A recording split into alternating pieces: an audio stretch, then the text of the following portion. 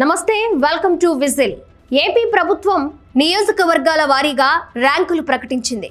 ప్రధాన ఇండికేటర్లను దృష్టిలో పెట్టుకుని ర్యాంకులు ప్రకటించారు. కూటమి ఎమ్మెల్యేలు 164 అసెంబ్లీ నియోజకవర్గాలకు ప్రాతినిధ్యం వహిస్తున్నారు.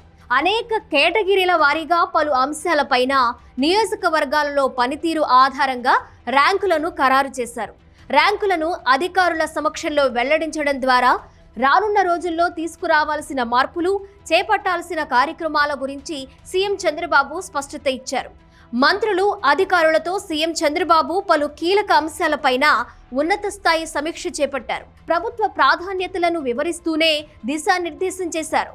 అదే సమయంలో వివిధ అంశాల్లో 175 నియోజకవర్గాలకు ర్యాంకులు ప్రకటించారు. వివిధ ఇండికేటర్లను దృష్టిలో పెట్టుకుని ర్యాంకులు ప్రకటించిన ప్రభుత్వం ఏ నియోజకవర్గం ఏ స్థానంలో ఉందో స్పష్టత ఇచ్చారు.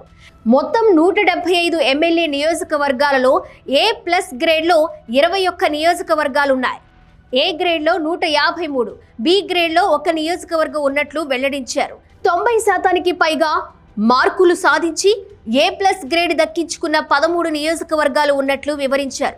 93% మార్కులు సాధించిన రాష్ట్రంలోనే నెంబర్ 1 స్థానంలో ఎన్టీఆర్ జిల్లాలోని సుజనా చౌదరి ప్రాతినిధ్యం వహిస్తున్న విజయవాడ పశ్చిమ నియోజకవర్గం నిలిచింది. ఇక 92 మార్కులు సాధించి 2వ ర్యాంకుకు విశాఖపట్నంలోని గాజువాక సాధించింది.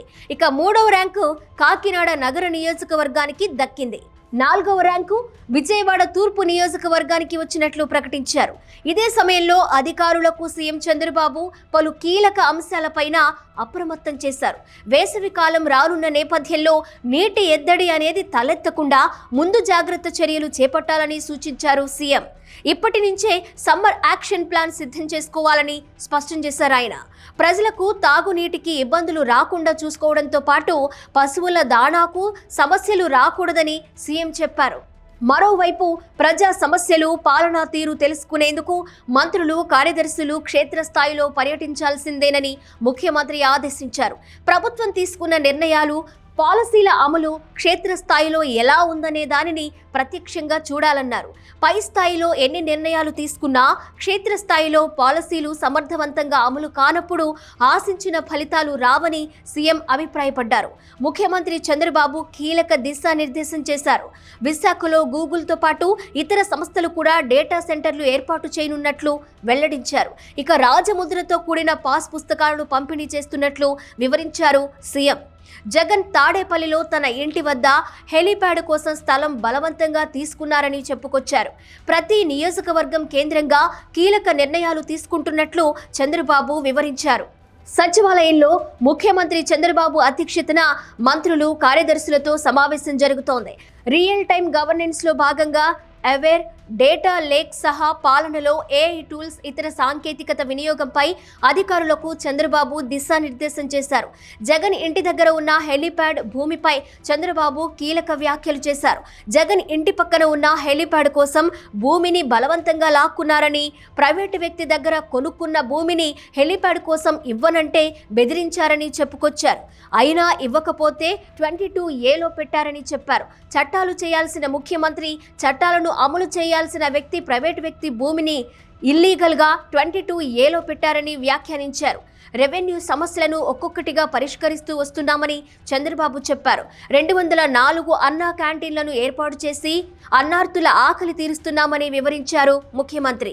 పేదవాడికి అన్నం పెట్టే అన్నా క్యాంటీన్లను గత ప్రభుత్వం రద్దు చేసిందని అన్నారు.